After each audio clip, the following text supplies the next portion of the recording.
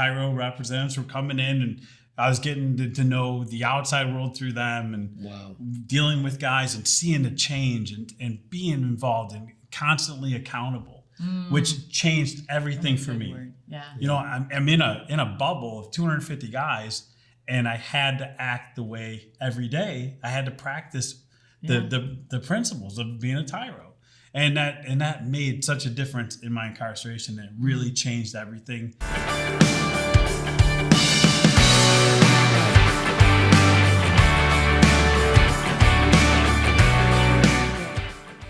Welcome to TYRO TV. I'm Ron Tijerina. And I'm Cathy Tijerina. And today we have a great special guest with us, really a dear friend of ours by the name of Scott Berry. Scott, welcome to TYRO TV. Thanks for having me. It's really a pleasure to be here. I'm glad to be here with my family. It means a lot to me. TYRO's done so much for me as a person.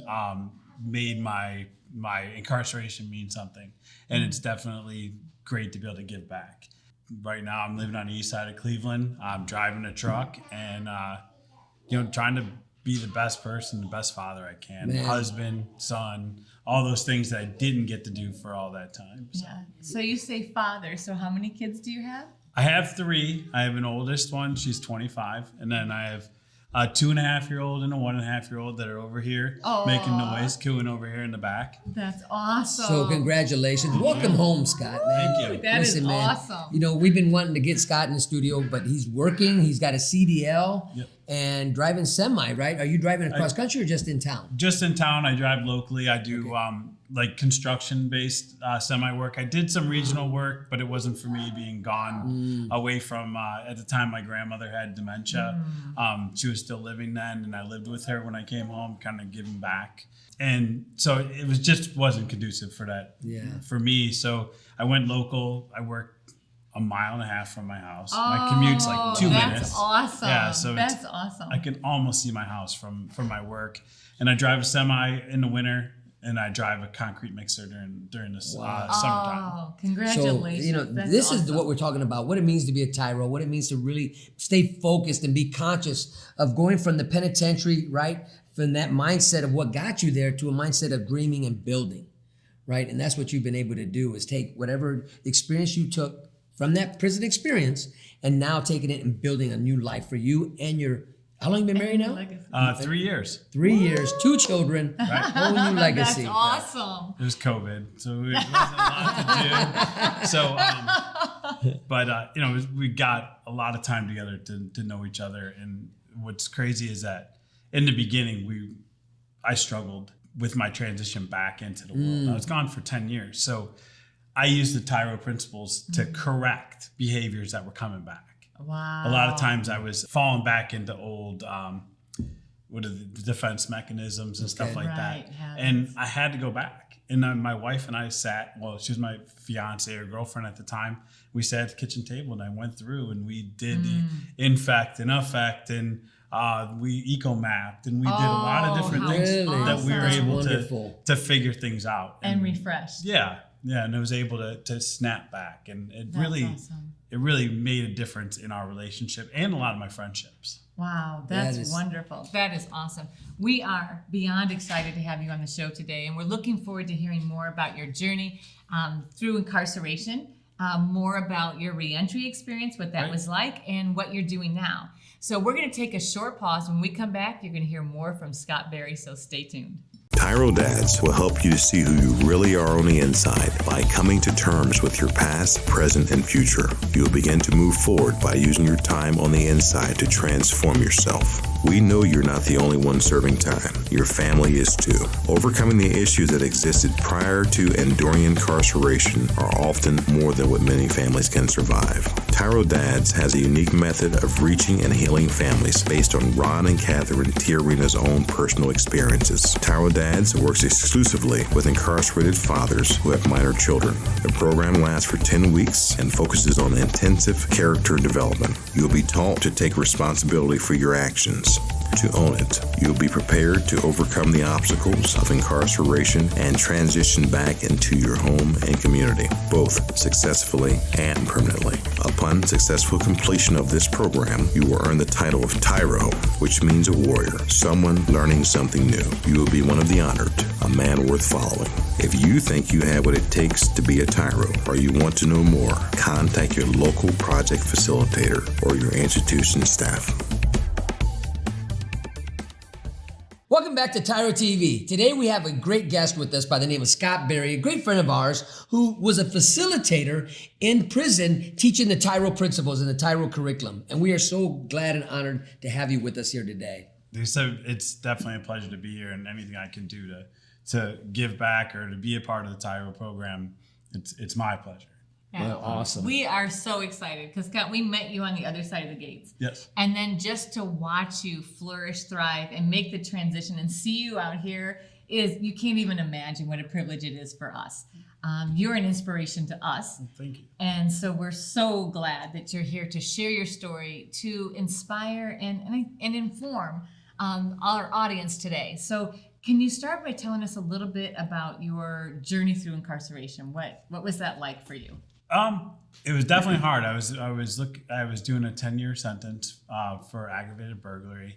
I knew that I didn't want this time to be wasted. I knew this time that I had been to prison several times before. I was tired of them knowing when I came through R&D, my shoe size, my underwear size, Mr. Berry, you're back again. Those things, it bothered me. It bothered me, when they had a smirk on their face, the guards and whatnot. And I wanted to do something. I just didn't know what.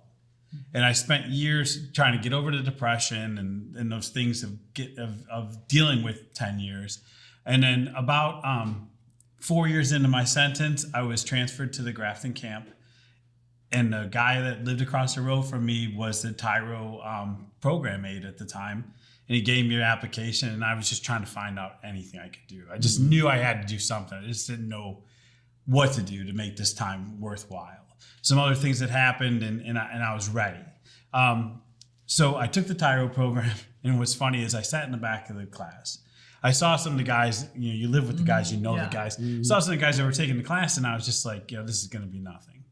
So the guy gave me a book, and he talked the first segment, and he gave me an envelope. At the end, he said, don't gamble with this. Don't buy soups with it. Write your family with it.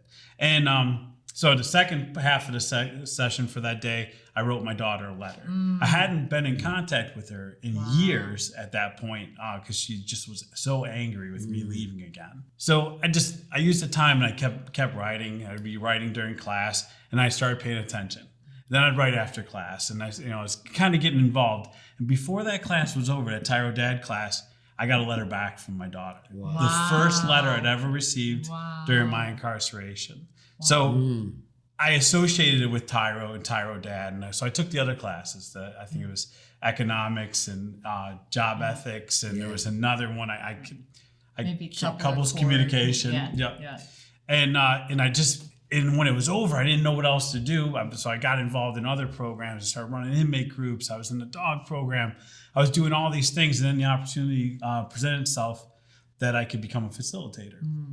So I took the class to become a facilitator, and then got involved in that. And then we became, because of the way things had transitioned at the institution and stuff, we were teaching the classes, and the TYRO representatives were coming in, and I was getting to know the outside world through them, and dealing with guys and seeing the change and being involved and constantly accountable, which changed everything for me. Yeah. I'm in a bubble of 250 guys, and I had to act the way every day. I had to practice the principles of being a TYRO. And that made such a difference in my incarceration. It really changed everything.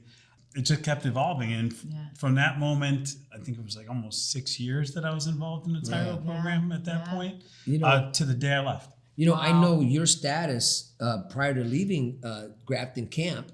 Your status of your reputation was one of honor, one of good character, because the institution appreciated you holding the line and helping other men show them the path. Look, even though we were in prison, we can still become really great men in here. And you were part of that whole shifting of the culture in that prison. Right. And to this day, your presence is still remembered of how you brought change to the atmosphere there. Well, I wasn't aware of, and that's, that's what I was striving to just make it different. It was such a negative, dark place for me and for guys around me, and there's just bitterness and anger. I remember just if chow was late or everything was late, there was just a grumble, and you could feel it. It was just this thing that just went through the aisles, and you could just feel it. Yeah. But we tried to change that. Me and a couple guys that were really close and getting involved, and it really made a difference. I mean, we'd have guys push-ups. We'd be doing push-ups because it's progress, not perfection. Right, that's So right. occasionally you slip or whatnot because bad guys learning to be good guys, or we were whatever, we were guys that were doing bad. They were trying to be good, so we were still making making mistakes. That happens. So then as you transition, so through your incarceration, you started like waking up and saying, gosh, I want something new. I want something different. So you began practicing something different in this micro universe and having the accountability. So when we come back, we're going to pause. When we come back, we want to hear about what was that like as you transitioned then from inside to outside, and how were you able to hang on to those principles? So stay tuned. We'll be right back with more Scott Berry.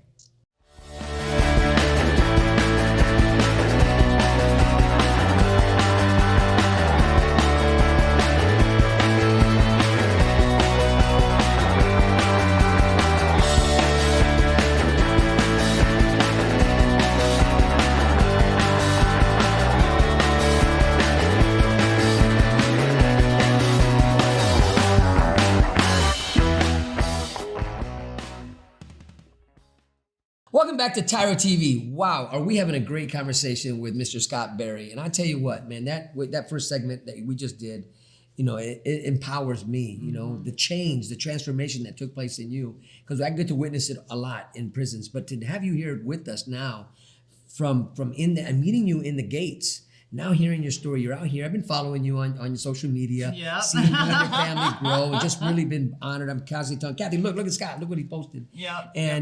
And so now, let's Cathy's ended the last segment. Let's hear about your transition. What was it like? What were the barriers? What were the struggles? What were your defeats and victories?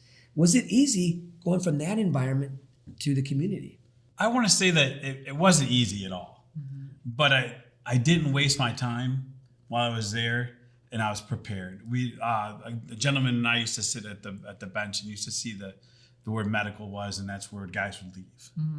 And you would see these guys standing there with all their buddies and hugging and doing all that rah-rah stuff because they're going home. Yeah.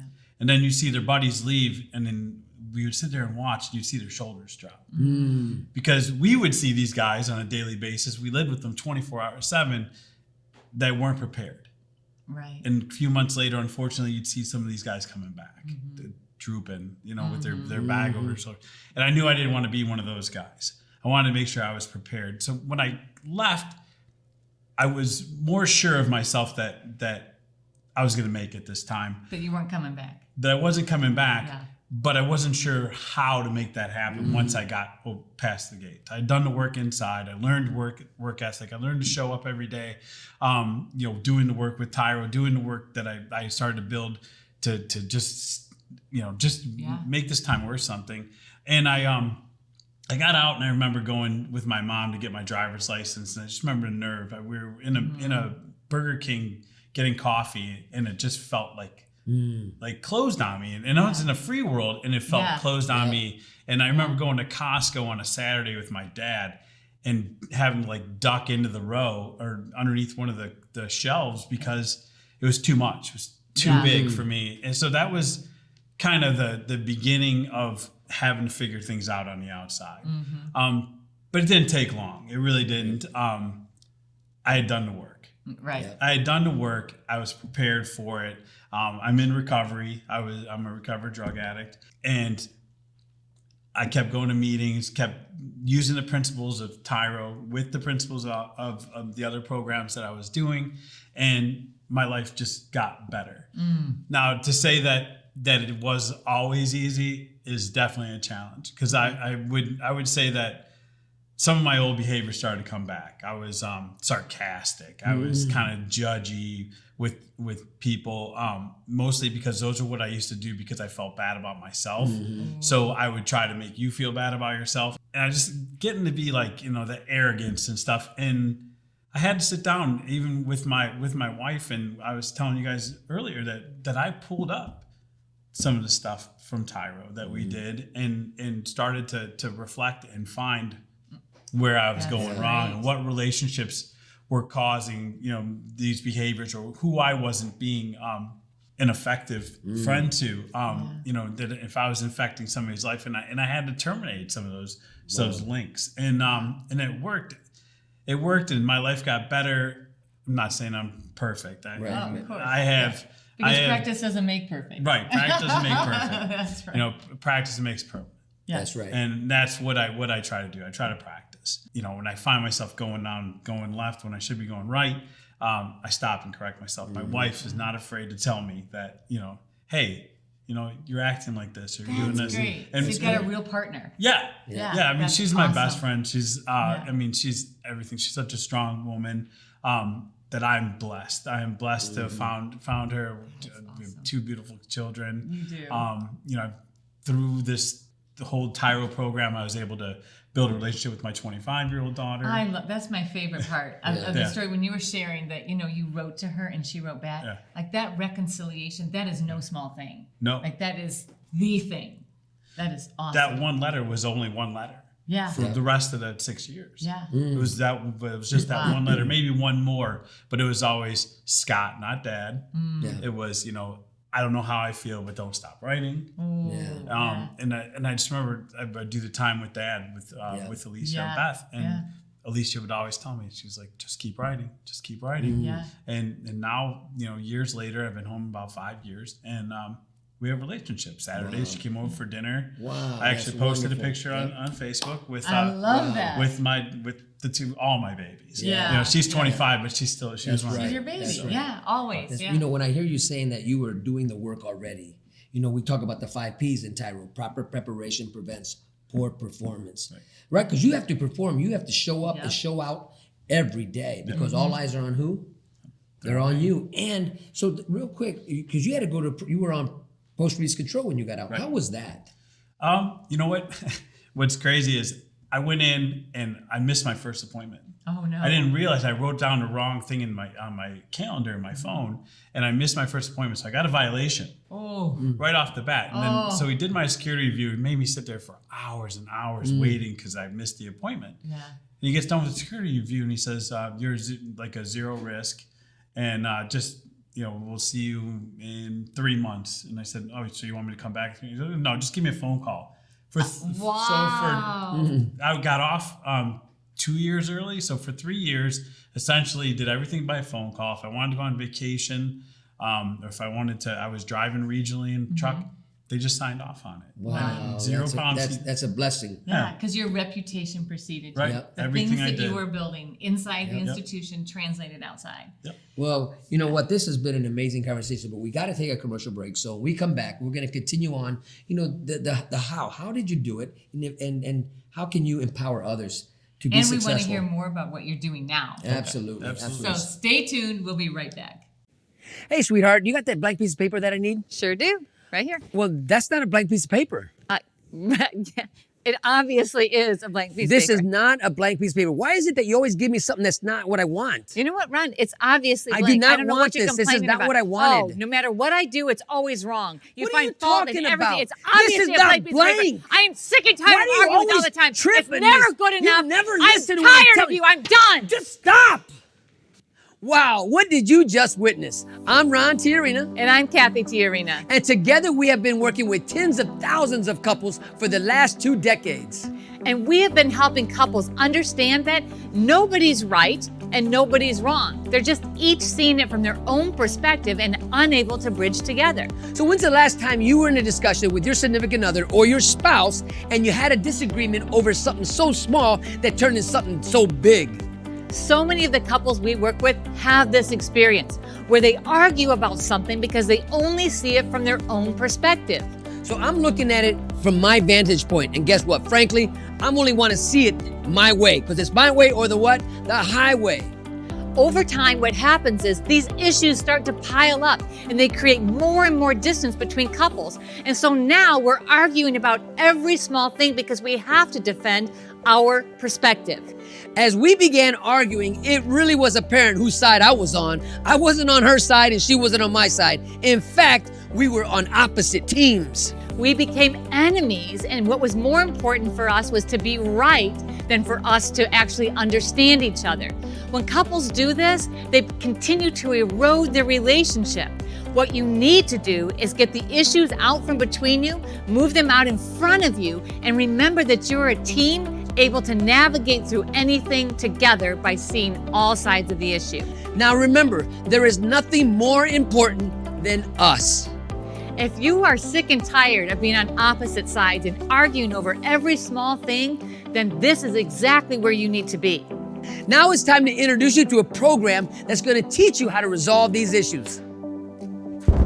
In this dynamic program that's internationally recognized, you're going to learn how to resolve conflict, how to get on the same page and listen for understanding. Couple communication, which was written by Dr. Sherrod Miller and Dr. Phyllis Miller, will actually help you be on the same team and recognize the power of resolving conflict together. One of the greatest tools that you're going to embrace is really coming to the understanding that what you've been doing is natural. But this is learned behavior, and we're about ready to take you to a next level on how to enhance your relationship. Now, if you're sick and tired of having all of these petty issues come between you, if you are exhausted from every time that you have interaction with your spouse, it turns into drama, then this is where you want to be. You want to sign up for couple communication. You want to take this program together, and I guarantee you that you are going to love it. Before I even came, I had controlling issues. I had problems with actually being able to talk to my fiance. And since I've been here and learned new experienced efforts, I can change my life now, and I can actually listen to her and know what to help her with. Information that was given was really helpful. We'll be able to use it in our everyday life for our marriage, for our children, and everything else. So really enjoyed this weekend. It's helped me to be able to let down guards that I was not willing to let down, because now I see a change in him, and I see him, becoming a different person than he was. He's more excited about the whole project, and now we're thinking like, we want to be a part of something like this. Stop telling yourself that tomorrow you're going to do better. Stop saying to yourself, tomorrow I'll find that program. Today's your opportunity to do something not only for yourself, but for all those around you. In couple communication, you're going to learn a brand new process. This process is going to help you avoid ever fighting over petty stuff again. It's going to take you to a new level in your relationship as you learn how to listen for understanding, to clearly articulate and share from your own experience. You're going to get on the mats. You're going to have notepads. You're going to learn skills that you're going to be like, wow, if only I had known this at the beginning. It's not too late. We are all on this journey. We are all on this continuous improvement plan. But guess what? You have to take the first step, and let today be that first step for you and your significant other. If you're ready to like each other again and be on the same team, this is the program for you. Sign up today.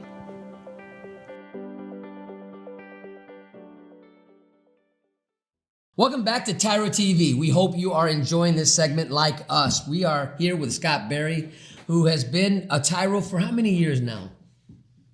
Since 2014, I want to say. 2014. That gives us what? How many years is that? I can't add that fast. That's 9. 9 years? 9 Man, years. 9 years. And so let's talk about, what are you doing now? Now that you're home, you've established yourself. I see you on social media. Beautiful family, beautiful home. But you're working every day. You're working to pay your bills. You're working to keep the repo man from your house. Right? But what are you doing? What are you doing? Yeah. Well, like you said, I'm paying bills. Mm-hmm. That was one thing that I didn't realize that normal people did that. that you actually had to pay your bills. Yeah. And it's something I take pride in, making sure my wife makes fun Yeah. of me because I'm like 2 weeks early on all my bills. Yeah. But I learned to be responsible when I was incarcerated. I got jobs. I did jobs. I was responsible to be there for a TYRO. I was responsible to act like a TYRO when I was there. So showing up for work, I've never been late. Wow. I've never Congratulations. called off sick except for I got COVID when my son was born, going in and out of the emergency room. Yeah. And because I got tested at a center, I had to stay home in quarantine. So I've never had a sick day. I actually took off work today, but they don't give me a hard time because I'm a good employee. Yeah. Because I learned that as an inmate. I learned how to get a job, do the job, not try to get out of doing the job. I didn't waste my time, gambling or doing the things that I used to do. Lying, cheating, stealing, pretending to be something I'm not. Yeah. I wanted to be positive. I tried to be positive in everything I did when I was incarcerated, and I practiced living like I live on the outside while I was inside. That's a great way. That's a great word. I practiced living inside. I didn't practice destroying what I did on the outside prior to prison. I now practice living. That means you're bringing life to everything around you. Right. And that's what we witness every day with you, Yeah. following you. And I love that. You didn't try to get out of work. Actually, our experience with you, Scott, was like, you were just like, what else can I do? What else can I do? How else can I help? And that, what a great attitude to prepare you for success. Because, I heard you talk about being in Costco and having to be like, I need a break, but this is overwhelming. And I remember that experience with Ron too. And I think that's a super common experience. It's like, this is overwhelming. So many people doing so many things, so many options, so many choices, so much to do in this bigger world that it can be overwhelming. But because you had practiced saying, you know what, I'm going to do the right thing. I'm going to practice and I'm going to do the right thing. It's like, okay, in that moment, you retreated for a break and then you came back out and we're like, okay, now what do I need to do to address fill in the blank, right? So you shared just now, as you talked about what you're doing now, you shared a lot about what people can do or not do as they prepare. But can you, if you just had like 3 things to tell someone that's still incarcerated on how can they prepare to be successful, what to do or what not to do? I'd say first thing is try to be positive. Always be positive and not let the group thought affect you. Be your own person while you're there. Start practicing living like you're living on the outside. Yeah. Don't get caught up in that. The routines, the institutional living. Yep. I didn't live like I was in an institution. I had my moments with my bed made and things like that, but I still make my bed. Right. I still do those things. And then just stay in contact with your family. Build those relationships that that start building trust, or at least the option to get trust. That's what I did when I was there. I was able to get it, that I can get the benefit of the doubt. My father today gives me the alarm code to his house and tells me when he's out of town, bring the kids over and use the pool. You can use the house, whatever. And before, they used to, I was telling my mother-in-law, is that we had this big bar they used to put on the shed door so I couldn't get in the house when I was out, because they didn't know what I would do. Right. So the kind of person I am today, they're just like, hey, come, go, do what you want. Have this. Isn't that rewarding that people no longer see you as that As poison? your former self. Right. That poison. You are now the antidote. You're you bringing the cure. Yeah. And you carry that. You're alive today. I can see life in you. Oh yeah. And to see your relationship with your wife today, the interaction with your children. Oh gosh, it is so beautiful. It is so beautiful. So we have to take a short break. When we come back, we're going to wrap it all up with some final words from Scott Berry. So stay tuned.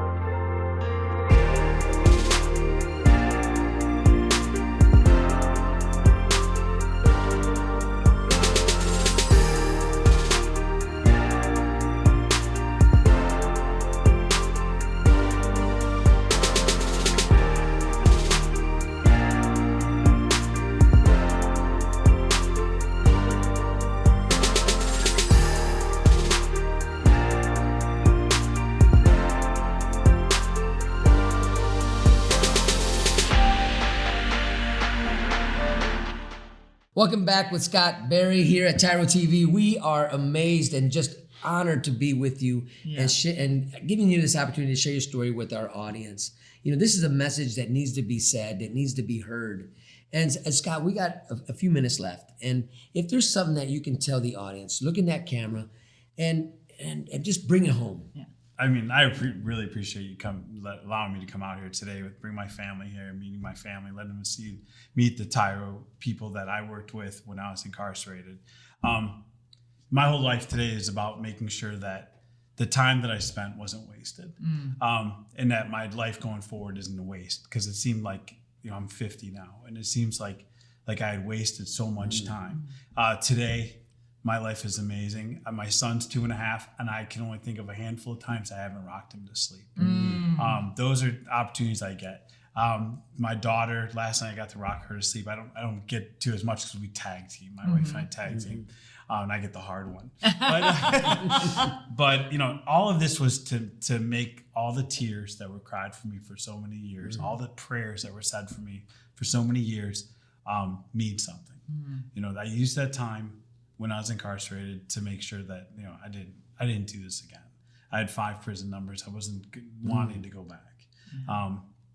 And the things I put in place there are what followed me out. And those practices, like I said, I make my bed every day. I do, I clean, I take care of the things that I took for granted before. I don't take anything for granted because I don't know how many days I have. Right. You never know. Right. You never know what can happen. I drive a truck. It's a dangerous business. So I try to make the best out of every day I can, and get life out of everything, and joy out of everything. And that's how I live today. Before I was just wasting time. Seemed like I was always wasting time as a drug addict. I was wasting time as a criminal, as always thinking about how to get over on somebody. Today I'm trying to think how I can help somebody. You know, I think I offered up earlier, you know, I got my CDL. The company I work for is always hiring. If people are in that area, you know, to look me up. I can definitely help them, you know, to find employment. I know plenty of people. Try to stay involved that way to help the best I can. Wow. Oh, we cannot even begin to tell you like how amazing it is to see you here on this side. We are privileged, man. We are blessed. Yeah, this is a privilege and honor for us. Well, thank you. This has been a great experience. So it's time to wrap up the show. And so we want to thank you for allowing us to be part of your journey. So until next time, always remember that we are rooting for you.